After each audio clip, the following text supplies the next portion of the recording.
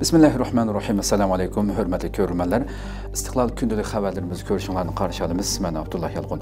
Programımızda vətənimiz Şərq Türkistan və dünya gün tərtibindəki ən mühim xəbərlərini huzuruna sunumuz.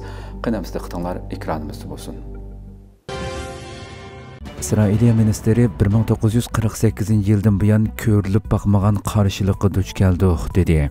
İsrailiya Dövlət Müdafiə Ministeri Yoav Gallant İsrailiyanın intayin xəterlik əhvalığa duch kelganligini, bu xil xəterga 1948 yıldan buyan duch kelmaganligini bildirdi. Al Jazeera to'rining bugungi xabarida bildirilishicha, İsrailiya Dövlət Müdafiə Ministeri çarşamba kuni so'zida barliq İsrailiya xalqining İsrailiyani qo'g'daydigan jangchilar ekanligini bildirib, bu tinchlik davri emas, balki urush davri degan. Yoav Gallant so'zda yana G'azzadagi Falastin qarshilik ko'rsatish guruhlari tarafidan asirga elingan kishilarning oila tabiatlariga xitob qilib, tutqunlarni qaytarib kelishga va'da bergan va İsrailiyaning xatarga yo'liqqanligini ta'kidlab, minglagan kishi bizni yo'qotish uchun bizga hujum qilmoqda. Davlatimiz eng qiyin ahvolga duch kelmoqda. Biz rahimsiz dushmanga duch kelyapmiz. G'azzadagi Hamasni yo'qotamiz degan. Növbətdə İsrailiya xalqaro qonunga xilof holda 2,5 million kishi yashaydigan G'azzani to'liq muhosiraga elib, faqatla Hamasning faoliyat markazlarini emas, balki doktorxona, maktab, to'ralg'u bino qatorliq hamma yerni bombardimon qilayotgan bo'lib, bombardimonda hayotidan ayrilganlarning 60%dan ko'progining kichik bolalar va ayollar ekanligi bildirilmoqda. Növbətdə G'arb ellari İsrailiyani shartsiz qo'llayotgan bo'lsa, yana nurg'un davlatlar ikki tarafni darhol urush to'xtatishga va İsrailiyaning G'azzani qalaymaqon bombardimon qilishining ig'ir xatolik ekanligini va vaziyatni texmi murakkablashtirib etadiganligini bildirishmoqda. Xitoy keng ko'lamli tutqunni izchil davomlashtirmoqda. Xitoy rejimi Sharq Turkistonda ijro qilayotgan keng ko'lamli tutqun qilish jinoyatlarini izchil davomlashtirayotgan bo'lib, bu yilmi har xil bahonalar bilan Sharq Turkiston xalqini turkumlab tutqun qilgan.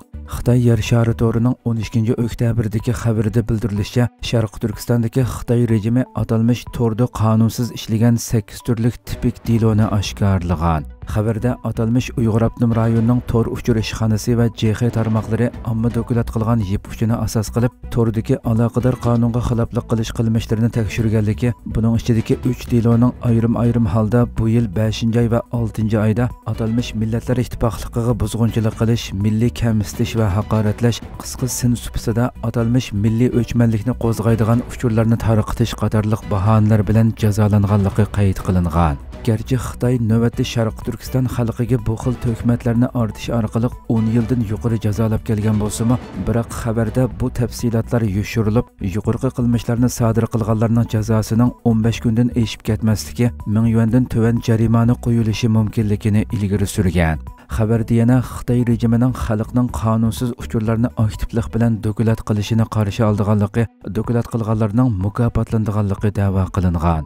2021 yili bir qism to'rbatlarda Xitoyning hukum arxivlari to'r bekitidagi bir hujjat oshkorlangan bo'lib, Xitoyning vahshiylarga bostirish qilmishini ko'rsatib bergan. Masalan, Xitoy turmasiga qamalgan Ismoil Sidiq ismli Uyg'ur ishorat bilan maxfiy namoz o'qiganligi sababli jazo muddati 13 yil uzartilgan. Xitoy turma doiralarining yuqorqi to'kmatlari bilan Xitoy sud mahkamasi turmada ko'p qatim maxfiy diniy faoliyatlar bilan shug'ullangan, nazorat tartibini buzish, milliy o'chmanlik paydo qilish bahonalar bilan İsmoil Sidiqning jazo muddatiga 13 yil qo'shgan va asldagi jazo bilan birlashtirilib amaliy ijro qilinadigan jazo muddatini 20 yil qilib bekitgan. Kuzatuvchilar Xitoy rejimining Sharq Turkistondagi jazo lageri va turmalardami diniy e'tiqodning hurmat qilinadiganligini joriy qilib kelgan bo'lsa-mu, amaliyotda bularning butunlay yolg'on ekanligini, Sharq Turkistonda ijro qilayotgan irqiy qirg'inchilik jinoyatini hargiz yushira olmaydiganligini bildirishmoqda. Amerikaning birli vaqtda Xitoy va Rossiya bilan urush qilishga tayyorlanishi kerakligi haqida dokulat e'lon qilindi. Amerika parlamenti strategik holat komiteti dokulat e'lon qilib, Amerikaning cho'qim Xitoy va Rossiya bilan birli vaqtda jang qilish uchun tayyorlik qilishi kerakligini ta'kidladi. Yaponiya vaqt gazetining bugungi xabarida bildirilishicha, Amerika parlamenti tarafidan tayinlangan ikki partiyalik strategik holat komiteti yangi bir dokulat e'lon qilgan bo'lib, dokulatda Amerikaning Rossiya va Xitoy bilan birli vaqtda urush qilish ehtimolligiga tayyorlik qilishi kerakligi o'tirg'a qo'yilgan. Dokulat yana Amerikaning odatdagi harbiy iqtidorini kengaytirish va ko'lamlashtirish, ittifoqdoshlar bilan bo'lgan aloqani kuchaytirish va yadro qurollarini zamonaviylashtirish programmalarini kuchaytirishi tavsiya qilingan. Strategiyalik holat komiteti axborot e'lon qilish yig'inida o'zlari egallagan istixborot dokumentida Xitoy bilan Rossiyaning yadro qurollari masalasida hamkorlik o'rnatmaganligini tilga olmagan. Isroiliya agar Hamas asirlarni qo'yib bermasa, G'azzaga hech narsa kirgizmaymiz dedi. Isroiliya Hamas tarafidan asirga ilingan isroiliyaliklar qo'yib berilmagicha G'azza rayoniga asosiy ta'minot yoki insonparvarlik yordami kirgizmaydiganligini bildirdi. Dunyo xabarlari to'rining 12-oktyabrdagi xabarida bildirilishicha, Isroiliya energiya ministri Katz bayonot e'lon qilib, asirga ilingan isroiliyaliklar yurtiga qaytmoqcha G'azzani tok, suv va yiqilg'u bilan ta'minlamaydiganligini ta'kidlagan. Bildirilishicha, buningdan ilgari Hamas isroiliyalik bir ayol va uning 2 bolasini qo'yib berganligini o'tirg'a qo'ygan. Ammo Isroiliya televiziya to'ri bu xabarning to'g'ri emasligini aytgan. Al Jazeera to'rining 13-oktyabr xabar qilishicha, Isroiliya Falastin to'qinishi keskinlashgan bo'lib, Isroiliya hozirga qadar G'azzaga 4000 tonna ig'irlikdagi 6000 bomba tashlagan bo'lib, hujum boshlangandan buyon hozirgacha 1537 kishining hayotidan ayrilganligi, 6612 kishining yaralanganligi bildirildi va o'lganlarning yarmidan ko'pragining kichik bolalar va ayollar ekanligi ta'kidlandi. Falastin Isroiliya to'qinishida 3 Xitoy o'ldi. Falastin Isroiliya to'qinishi jarayonida 3 Xitoy o'lgan bo'lib, Xitoy Tashqi ishlar ministrligi buni dalilladi. Xitoy Tashqi ishlar ministrligi bayonotchisi Wang Wenbin 12-oktyabrdagi muxbirlarni kutib olish yig'inida hozirgacha 3 Xitoy fuqarosining Isroiliya Falastin to'qinishida o'lganligini jazmlashtirganligini, 2 Xitoy bilan aloqa uzilib qolganligini, bir necha Xitoyning yaralanganligini bildirdi. U yana bayonotida Xitoyning chet elda turishliq aloqador tashqi ishlar apparatlarini, yordamlarni qutqizish, o'lganlarni bartaraf qilish ishlarini moslashtirish, aloqa uzilib qolgan xodimlarni izlash, Xitoy apparatlarining bexatarligiga kapolatlik qilishga chaqiriq qiladiganligini bildirdi.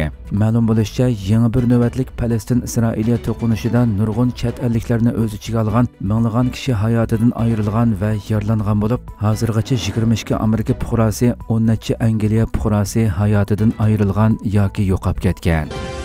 Kishilik huquqni ko'zitish tashkiloti Isroiliyaning oq fosfor ishlatganligini e'lon qildi.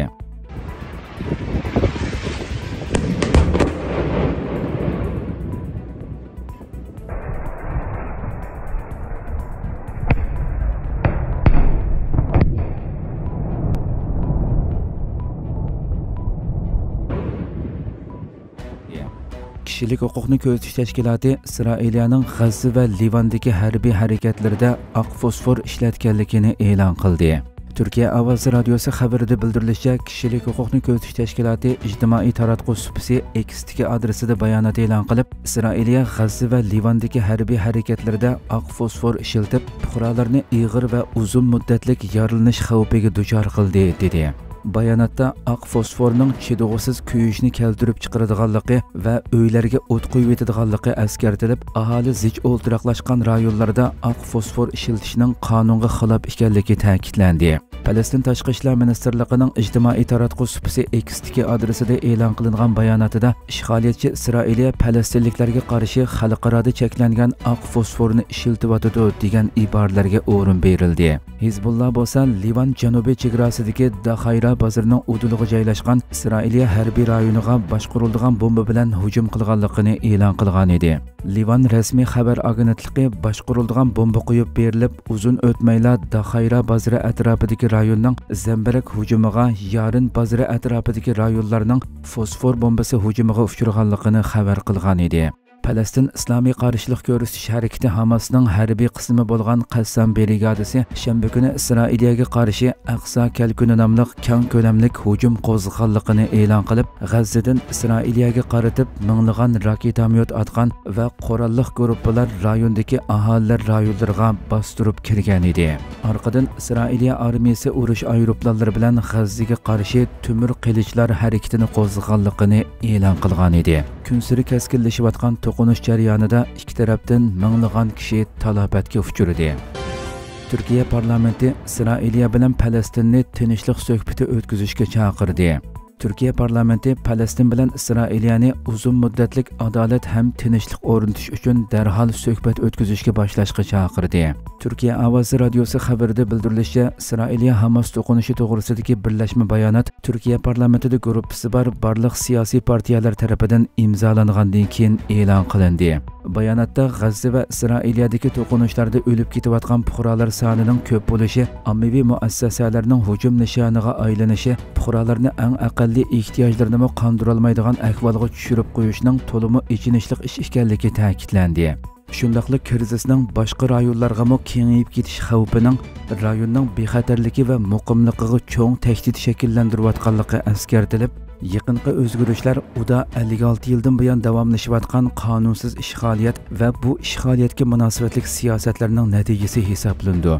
Yerlari, turmushi, kelgusiga bo'lgan orzu-armonlari va umidlari tortib olingan Falastin xalqi bugungi kunda misli ko'rilib boqmagan darajada qo'rshav ostida qolmoqda. 2 million kishi yashayotgan va 16 yillik qamal orqali allaqachon usti ochiq turmaga aylanib qolgan G'azzaga berilayotgan yemaklik, energiya va insonparvarlik yordamlarining to'xtab qolishi, fuqarolar o'ltiroq rayonlarining hujum nishoniga aylanishi, xalqaro qonunning ochiq-oshkora shundaqli ig'ir darajada dafsanda qilinishidir, deyildi.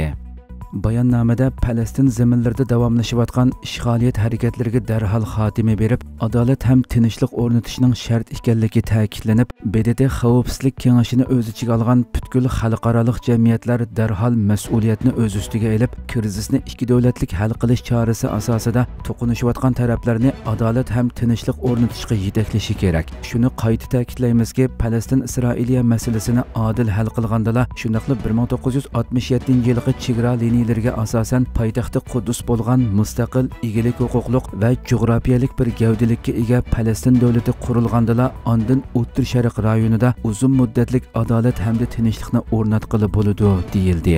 Bayonot yana G'azza va İsrailiyada to'qinishayotgan taraflardan to'qinishlarni texmi avj oldirib o'tishni to'xtatishi va fuqarolarni hujum nishoni qilmasligi talab qilinib, G'azzadagi bitmas tugamas insoniy tragediyani texmi ig'irlashtirayotgan kollektiv jazolash tadbirlari orqali bevosita fuqarolar nishon qilinayotgan barliq hujumlarni qattiq ayiblaymiz. Falastin bilan İsrailiyani texmi ko'p kechiktirmasdan krizisni ikki davlatlik hal qilish chorasi asosida uzun mezgillik adolat hamda tinchlik o'rnatish uchun suhbat o'tkazishni boshlashga chaqiramiz, deyildi. Hurmatli ko'ruvchilarimiz, shuna qilib bugungi xabarlarimiz mush yerda oxirlashdi. Atigi programmamizni ko'rishguncha omon bo'linglar. Assalomu alaykum va rahmatulloh.